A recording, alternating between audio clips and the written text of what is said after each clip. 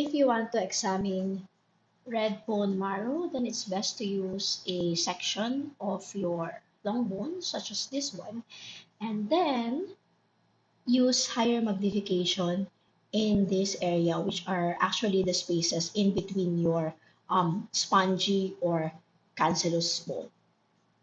So from low magnification, you can see that there are lots of um, cellular precursors within this red bone marrow, and that there are already big cells that can be seen under the low magnification.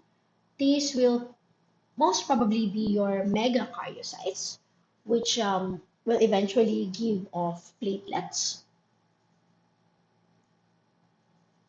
So this is under 100x magnification.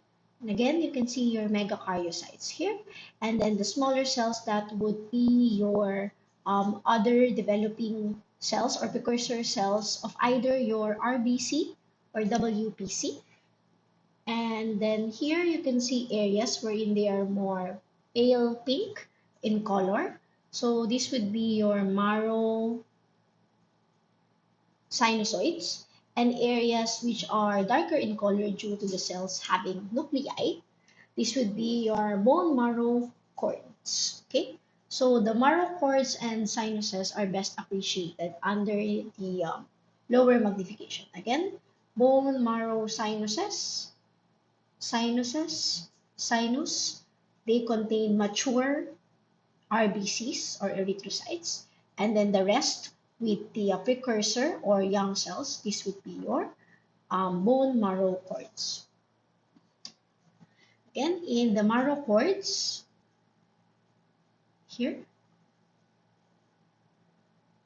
although it's very hard to really pinpoint which cells are going to be RBCs or white blood cells, it's okay, you don't have to differentiate that as long as you're able to differentiate the mature RBCs versus the immature cells. So